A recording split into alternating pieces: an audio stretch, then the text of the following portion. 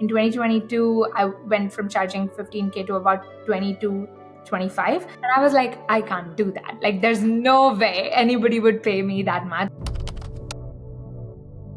Oh, this is going to be 8 to 10K. And they were like, okay, sounds great, but no. As much as I was confident communicating what I wanted to charge, I truly didn't understand why they should be paying that much, and nor did they understand. To start off my pricing journey, I started with $60 for a custom website. There's no rule that says you have to book 4 projects at $4,500 before you raise it to $7,000 or anything like that. How do you find clients who are happy and looking to pay seriously premium prices for a web design project? 10K, 20K, or 30K for a website? Yes, there are a select few web designers charging seriously impressive rates.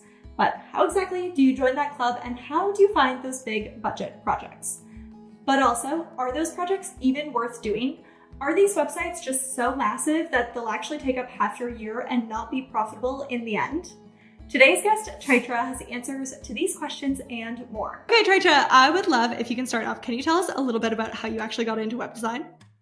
Yes, absolutely. So I'm actually a computer science engineer. So I studied computer science in India, did my master's, and then moved to the United States. So I've always had a computer science web design background. But once I moved to the States, I had a lot of free time in the evening. So I started a blog and spent hours beautifying that blog with CSS, coding, the jazz. And that time there was this blogger.com platform. Do you remember that? Yeah. Mm-hmm. I would spend hours, coding the back end and making it look the way I wanted it to. And so I started getting a lot of queries on, oh, how did you code this section? Or how did you do this and that? And so I started sharing tutorials on how to do these things on my blog. So my readership started to grow a lot. And eventually I opened up an Etsy shop selling blogger templates. And that took off. And so then I started doing custom websites on Blogger, WordPress, and things like that. And it was really going well. And I enjoyed it, and I decided to try it out and see where it goes, and that's how I started my business. And it's been 8 years, not looked back, and loving it. Yeah. Good. That's so good. Okay. Now I'm assuming at the beginning you probably weren't charging tens of thousands of dollars for your websites. But can you take me through the pricing journey from what you were charging for your very beginning to projects to more what is an average client investment that they're making more recently? Yes. Okay. I love talking about this. So I love sharing this. The first website I charged was for custom website was $60. And this was back in 2015. So to start off my pricing journey, I started with $60 for a custom website, which meant it included, homepage, product, blog page, everything, services page, the whole shebang. And this was when I was still doing my Etsy shop, part-time, figuring things out. But then when I decided to go full-time with my business around maybe 2015, 2016, that's when I'm yeah, $60 is not gonna, really be sustainable. And it's when you're charging $60, you're juggling multiple projects in order to make any kind of profitable income or feel profitable. But at the same time, you're burning yourself out like crazy. When I decided to go full time, I raised my prices to around $1,200, and people were still booking, people were still paying. And I'm like, gosh, what was I thinking charging so less? But I think, you are on your own journey, you learn your own lessons, and you make your own errors, mistakes, whatever. So then I started charging about $1,200. This was about 2015, end of 2015. And then as time went on, I think in 2017, I raised it to around $4,000 to $5,000. And that was where I felt okay, this feels great, because obviously from $60 coming to $4,000, that felt really, really good. But even at the end of 2017, I felt I was charging $4,000 to $5,000, but it's still, I don't know, it left me feeling wanting for more. And I felt I'd hit a plateau because I didn't know if I could charge more than that. But I wanted my overall income to, increase. I was, I think, about at 50K or 60K that year. And I was even with charging $5,000, I don't know how to scale more than $60,000 per year without doing passive income or something else. And that's when I felt I'd hit the plateau, and I felt a little stuck. And I also felt the kind of projects that I was getting they were fun, but they weren't really very inspiring, and I didn't like the future didn't feel very clear to me.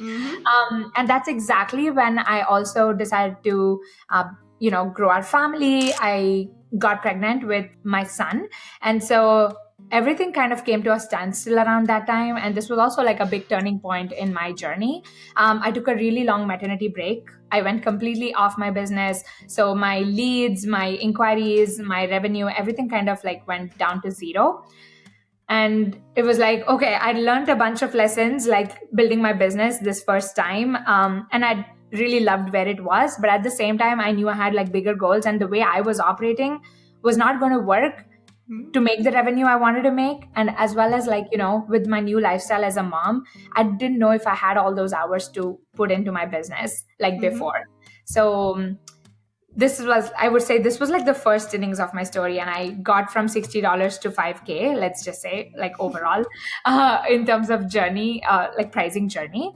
And then after my maternity break, I was like, okay, I had certain goals. I wanted to make 6 figures. I wanted to work 4 hours per day. And I was like, how can I make this happen? So when I was thinking about that, I wrote, like, it was just simple math. Like, I wanted to take one project at a time. So which meant like I could finish one project in a month, let's say. And I wanted to hit 100K. So there was no way I could do anything else. Like the only variable here was how much I was going to charge. And that was like, you had to charge 10K. Like I remember dividing it like, 100K divided by like 10 projects a year, like with a little bit of vacation time. And that's like, that comes out to like 8 to 10K per project. And I was like, I can't do that. Like, there's no way anybody would pay me that much. So this was back in 2020. But then I thought, like, for a minute, if this is possible, everything can change for my business, because this is exactly what I wanted for my business. So instead of thinking what's possible for me and reverse engineering it that way, I was like, this is what I want. How can I get there?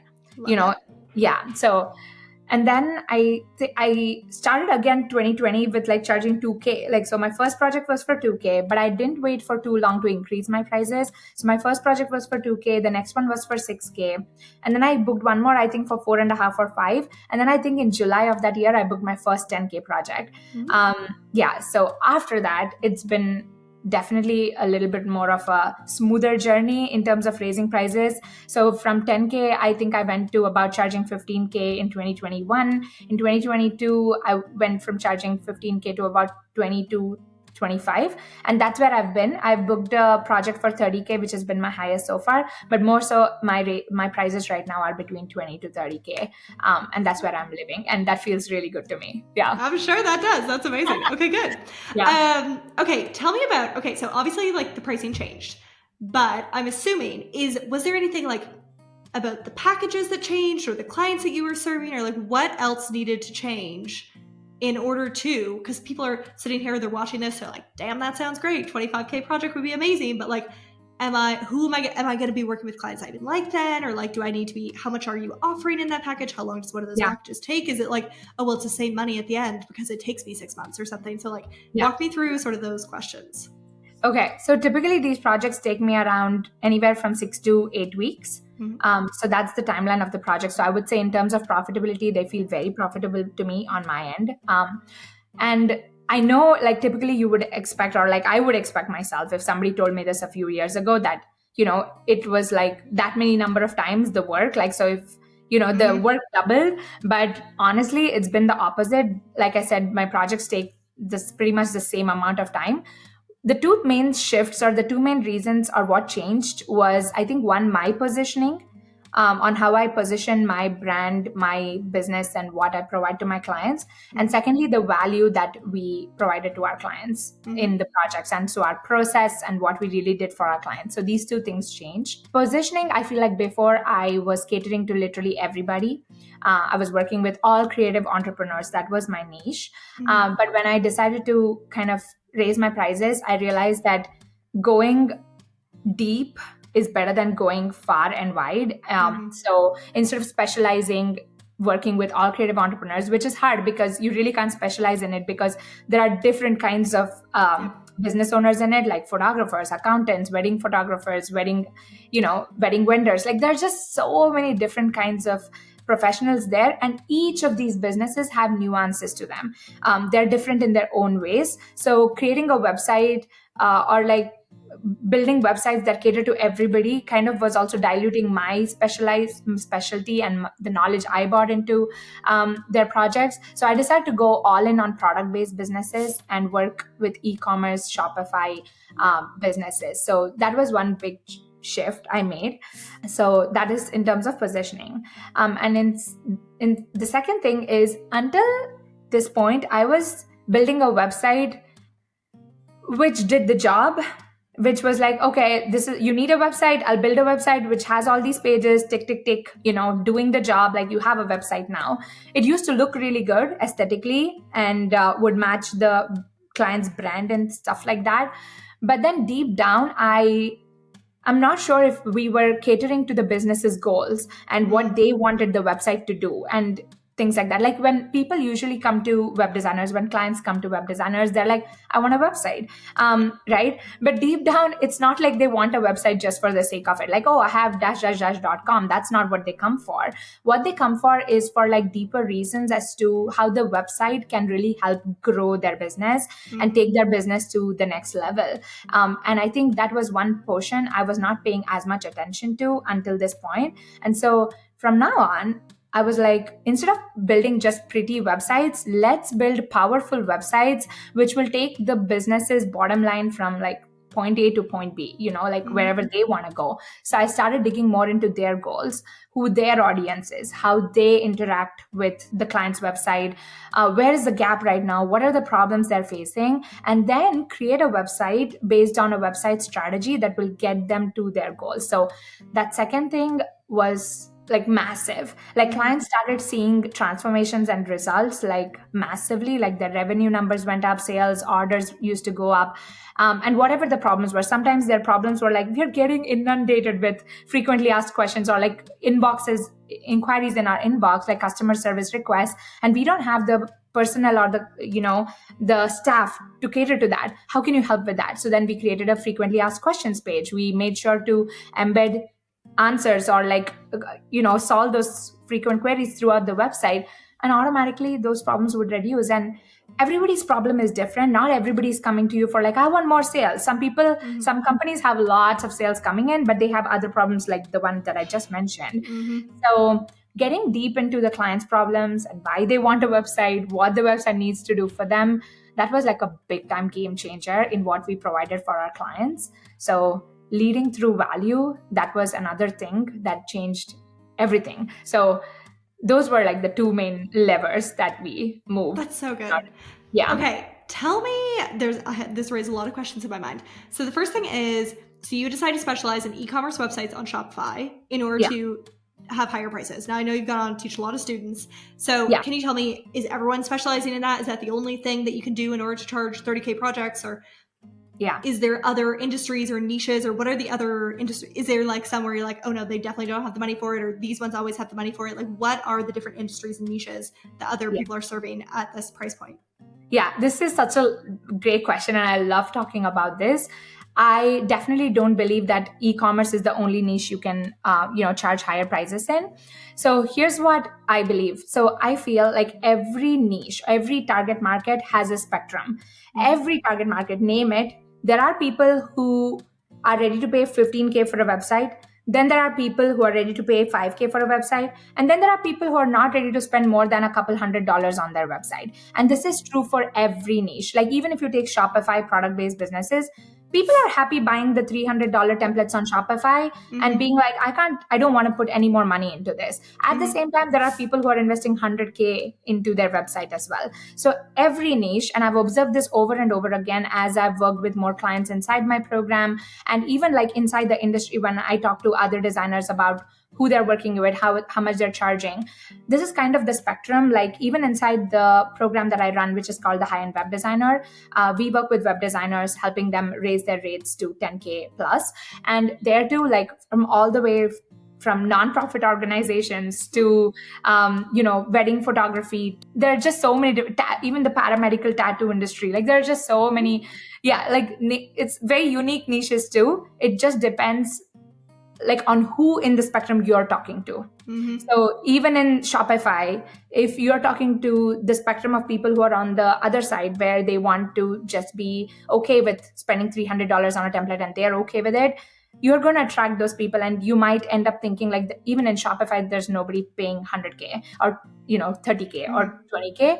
But I think every niche has a spectrum, and it totally depends on who in the spectrum you're talking to. So if you want to attract more of the higher end clients, you need to move towards talking to the higher end of the spectrum, understanding what problems and what goals these people have, and talk to them specifically, because the goals and problems these people have is very different from the goals and problems the other people in the other parts of the spectrum have. Yeah, I think that's very hard for, and I could see this myself. Like when I was just starting, I could not have known like what their problems and goals were, and so it takes like talking to people who like actually do serve those clients to really figure out like what is it that you're solving, because it's hard to imagine before you've gotten there, if that makes sense. But absolutely, it is also possible to figure out in other ways. But yeah, now I see myself and mastermind friends and everything, and like 30K on a website, great, like great deal.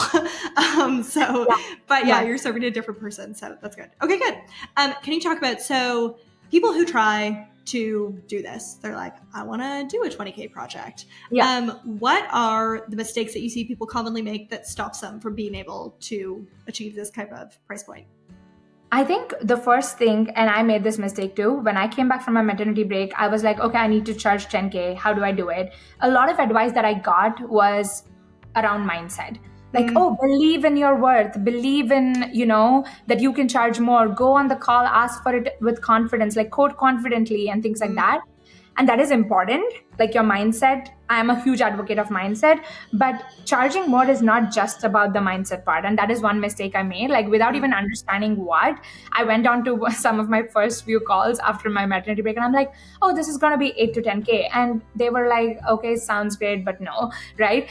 Because as much as I was confident communicating what I wanted to charge, I truly didn't understand why they should be paying that much, and nor did they understand. And if I don't understand why should they pay so much, how am I going to communicate it? Yeah. What is the value in my services? What am I providing uniquely? And how is that helpful for them? Why is it worth 10K for the business to invest in a website, right? So that was one thing. So I feel like with mindset and confidence and things like that, you need to back it up with value and strategy. And that's where I think infusing website strategy into my process was a huge, huge thing. And the mistake I was making was first just focusing on confidence, but combining mindset and value and website strategy was the missing piece. And that made the raising of the prices, made it so much more smoother and easier, and also step by step. And also the second thing I see people do is when they decide to, charge 10K, they feel like they should go there like overnight, like, or just like with one step.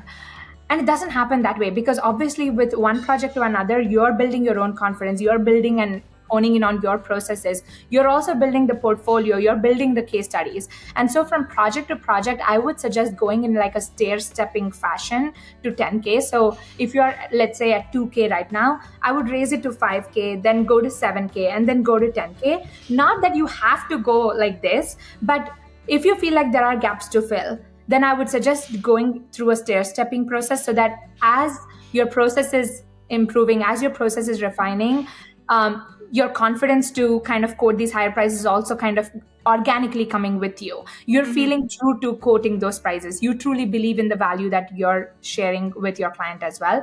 Because sometimes if you truly don't believe that the project is worth 10K and you're quoting on the sales call, the energy kind of, I feel like, passes on. Like, I'm not sure if your client will be able to see that value. So as you come on par with the process that you're creating and with the value that you're creating for your client, I think raising your prices naturally and organically and stair-stepping to 10K is one of the ways I would recommend doing. That said, many people in the program have also come at 2K and within a couple months raised it to 10K for like within a couple of projects. That's totally possible too, but you just want to check in with yourself on what's feeling good to you.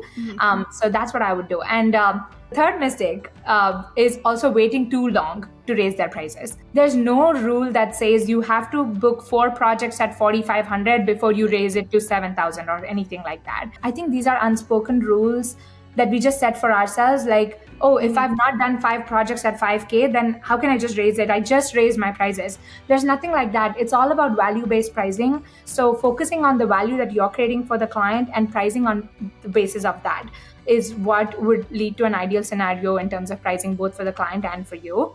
I would definitely recommend, pricing based on value than pricing based on the amount of time you're putting into the project or the deliverables into the project. Yeah. That makes sense. Okay, coming back to the strategy piece. So I know people are going to watch this and they're going to be thinking, like, what does that even mean? Or like, what do you mean, like, work with their goals? And like, can you give me an example from a client where it's like, the thing that you did in the website specifically led to an outcome, which is like, again, damn, that was a great use of $25,000. So one of the examples I gave was just now when we said a client came in, they had lots of sales. They were already in the millions making sales. Her main issue with her website was not that the website wasn't making sales. Her main issue with the website was we get a truckload of inquiries in our inbox on where to find this, where the shipping is, like when will it be shipped, and like just normal questions about products, services, and things like that. And I have exclusively 2 people dedicated to responding to these emails. And if you think about it, 2 full-time employees who are dedicated to just responding to client service requests, that's a lot of expense for the company, or that's a lot of investment for the company. Like 2 full-time employees, the same time or the same resources of the 2 full-time employees could be easily used for something else that needs more attention in their company if this could be solved using the website. So what we did was we embedded a frequently asked questions page, answered all the frequently asked questions on that page, and put links to that in the website wherever we felt like people were dropping off into, like, clicking into a custom contact form or sending an email or things like that. And these are things you study through, like, heat maps and analyzing their analytics and things like that. So you want to get the information. Now, obviously, the business owner will be able to tell you a lot of things too, but also diving deep into their backend and seeing, like, okay, from which page are they jumping into creating the contact form? So making sure you embed some of the links to the frequently asked questions on that, right, on these pages, so that, okay, before they create a custom form, they can go and check out the frequently asked questions. That was one thing. And another example is like when the same client also needed, she was going to build custom furniture for the clients. And whenever clients wanted something custom of something that she was selling, they would write an email and then she would respond back. And then there would be like a back and forth of an email thread on, like, okay, what customizations do you want? And they would send back emails and they would send back like photos of what they wanted and things like that. And that's like a back and forth process so long that it can go up to like even 50 to 100 emails, like threads. And it's very hard to fulfill these orders when there's no structure, especially if she needs to pass on this information to another employee. That employee now needs to go through 100 emails in order to understand what the customizations need to be. So now, if another employee needed to come in and fulfill this request, they could just come look at the form that the client submitted and be like, I have all the information, I can take it off, right? So that way the CEO of the business was so freed from a lot of these requests, and it freed up her time, and it was able to free up this 2 employees' time who were busy responding to emails. So this is one classic example of how solving problems need not always be related to, like, sales or orders. But at the same time, there have been examples of like another brand where they were selling lip balms, and we saw that certain lip balms were also being bought with certain scrubs or something like that. And there are apps that help us combine these things. So when you go through past order data and sales data, you can see, like, okay, everybody who buys such and such a lip balm also is very interested in the matching scrub of that lip balm or something like that. And so whenever they were on the product page of that lip balm, we started suggesting, oh, you might also like this scrub or things like that. So this automatically led to them buying bundles of this and led to increase in sales, and also led to a more more streamlined checkout experience instead of them having to go search for the scrub separately. You want to minimize the user journey as much as possible and try to guess what the user wants when they're on your website and make their shopping experience as smooth as possible. So just going through their past sales data, or these are just a couple examples, but there are so many of these. Yeah. Totally. That makes sense. Yeah, and exactly. And what you're doing there is you're not just like getting into the project, starting the project, you're looking at heat maps, you're looking at like past sales data, you're looking at those emails, and then you're figuring out how can I, with the website, solve these problems. And yeah, exactly. That makes sense. Exactly. Good. Okay, great. You mentioned mindset is a huge factor. Can you give us some quick tips or like ideas, or what mindset things do you think work or worked for you in order to get yourself to the place where you're like, yeah, 25 grand sounds like a great price? Okay, this, I think both of us will agree, like we've been in Mariah Cause's programs, and one thing she always says is stay out of other people's wallets, right? And one of the big mindset shifts that I had to make initially was like, I would never pay 10K for a website. So nobody ever would, right? And that makes total sense because I'm a web designer. So yes, obviously I wouldn't pay anybody else to do, my website, because I could do it myself. Like it feels like something easy. It is basic, like I can do it. But this is the thing. It feels basic to you for a reason, because you're an expert at it. And just because it's basic to you doesn't mean it's basic to your client. If they're coming to you for help, that means you're considered an expert in it and they need help from an expert on it. And so truly understanding what you create is of value and charging accordingly is very, very important. And the second thing is, like, many times when we see an inquiry or when we go on a sales call and talk, I used to kind of assume that this is how much this person will be ready to invest in a website. I don't know how we would arrive at those calculations, maybe because they mentioned in the form that this is my budget or things like that. So when they tell you they can afford in the form, like, oh, I can afford below 5K or something. Usually in these forms, they have like, oh, what's your budget? And you give like 3-4 options, and they check out a particular option. I stopped asking for that option, because when they check under 5K and they come on a sales call, you already have that thing in your mind where it's like, this is how much they're willing to put into the website. But then when you dig deeper, you realize that what you can do for them and what they need is completely different from what they are actually asking for or what they think they need. So staying out of people's wallets, not assuming what they can or cannot afford, because we might be totally wrong or we might be totally off, and instead communicating value and what we can do for their business, how we can solve problems, and then quoting from a place of that value, and then letting them decide if they can afford it or not had to be one of my biggest mindset shifts. Otherwise, I would be like, oh, this person probably can afford 4K, so they can't even afford 10K, so I wouldn't even quote. So you don't get what you don't ask for. Am I correct? You don't get what you don't ask for. So I wouldn't even quote 10K. So where's the question of charging 10K coming from, right? So stay out of other people's wallets for sure. We never know what they can or cannot afford. And it's very rude for us to assume that as well, right? Too. Definitely. I agree. Yeah.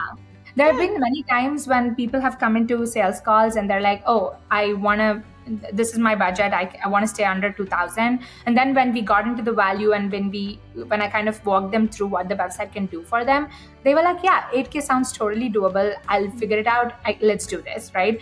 So it's more about the value than, the money itself. Yeah. Yeah. When you're working with websites, you're working with business owners and businesses that make money. Like if there's a good argument, if someone's going to 5X you or whatever, then it's not much of a question. Yeah, love that. So I know you said big misconception is these bigger projects have insane number of deliverables. Can you talk about like what is a typical number of deliverables for, say, like a 20K project? How big is that project or that website often? Okay, so like in my case, I work on Shopify. So I would say typically 8 pages and maybe 3 to 4 app integrations. And website strategy is the huge part of it. So in terms of deliverables, the website strategy part is one of the major things. And I think that carries the value on its own. Yeah, so a huge part of the value goes there. And once that is done, then we're building out the website. That's like about 8 to 10 pages, 3 to 5 app integrations, pretty much that. Yeah, that's what my 20K website would look like. Yeah. Yep. No, makes total sense. I think that's good for people to know. And I totally agree. It's like the value is in strategy. The value is in solving the business problems, increasing the revenue through the strategy, and like doesn't mean that the website is suddenly like a 50-page monster or something. So absolutely not. And My websites never have like fancy animations or like crazy coded effects or anything like that. They're as simple can get, because I've also realized that the more animations and more these effects you put, it slows down the page speed, it slows down the website. It's unnecessary. The job can be done based on the business goals without all these things. So like, just to clarify, my websites don't even have all those things. Yeah, that's good. That was good. Yeah. Okay, so if someone's watching and they're maybe charging $2,000 for a website right now, and they want to be charging more like 10 or 15 or 20K for projects in the not too distant future, what specific steps do you think, like, okay, do this next, this is the next step to get you there? There are lots of steps, and I'll briefly get into it. But even before that, I want to kind of talk about the amazing training we'll be doing together in June. I think that is the perfect training that will kind of break this the answer to the question that you asked just now. It'll break down the exact steps you need to take in order to consistently land 10K websites in your design studio. So definitely make sure to come to that training. So that's the first thing. And the second thing, in terms of exact steps, again, we'll be breaking down more in the training, but if you want to focus on, the first thing I would focus on is positioning.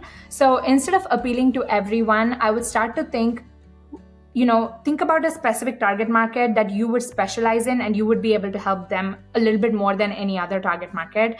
And while considering this target market, I would definitely think about who you're interested in helping with, and who you probably have a little bit of experience already, like if you already have some case studies, portfolio examples, or things like that. And also think about the market size, the profitability in that market. Does that market look like something that you would want to grow in another 5 to 10 years? Consider all these factors while deciding on a target market. But I would definitely go deeper and start to think about how to position for a particular audience, and think about the problems and solutions and the goals of that particular audience, right? So that way you can specifically talk to their goals, problems, and when you talk specifically to them, you attract them. They come to you. You don't even have to go finding them. They'll come to you when you talk about it. So your content, your marketing, when you focus it around their problems and goals, they'll find you. You don't need to find them. So that's the first step, I would say, positioning. And then definitely pricing. Start to think about what pricing makes sense to you and what is good for your business and your lifestyle, instead of thinking about like, oh, what can I price so that the client would pay that, right? Instead, like, turn it around, like, okay, I'm running a business, it needs to be profitable. So what do I need to charge in order to have a profitable business? And what do I need to do in order to attract those clients? So think about pricing, start raising your prices. I know it feels like intimidating at the beginning, because it almost is like, if I raise my prices and nobody books, then what do I do? Whenever you raise your prices, nobody books. That always happens. Like for the first couple projects, you're going to hear no's. As you raise your prices, hearing no's is like a common part of the process. And I think many of us back off during that time and go back to what we were charging before. But that's the whole thing. Like, if you wait a little bit longer and stick out the new price for a little bit longer, you'll find the new audience that is ready to pay that price. And that all depends. Again, you need to tweak your problems and your messaging and your marketing according to the prices and the raising of the prices and all that as well. So definitely pay attention to pricing and do it in a way that aligns with you and not the other way around. Build a business that aligns with your lifestyle. And I think the third thing would be process.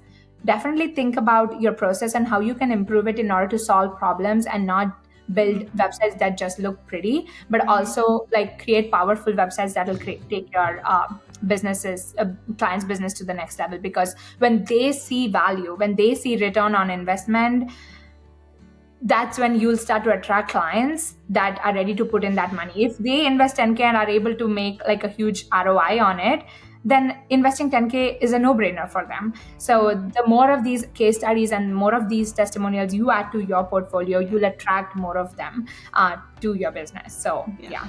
Okay, that's amazing. I love that. I'm so excited for the training that we're both doing. So if you're watching this before June, click the link in the description, go register yourself. We'd love to see you at the training. If you're watching this after the training, still go click anyways. We're going to redirect it to something super useful for you as well. But yeah, that's so amazing. Thank you, Traitra. I'm so excited for our training later on. Yes, I'm so excited for June too, and can't wait. Thanks for having me. Yeah, thank you. So as we learned, these projects are indeed worth it to take on, and you need to infuse a lot of strategy into the website to make the ROI on a 10K plus project worth it to your client. But how exactly do you do that? That's what Traitra is sharing in the training for my people on June 11th. Now, I need to clarify, this training is not for everyone. It's not for you if you're a complete beginner to the website industry, but if you've been in the web design game for a little bit of time now and you want to know the secrets to really high-priced projects, then do come join us. It'll be happening live, and this is the very first time that we're doing this together. So if you have dreams to get into much higher-priced projects, do come join. You can register at the link below in the description, or I'll also pop it over here for you, and I cannot wait to see you at the live event.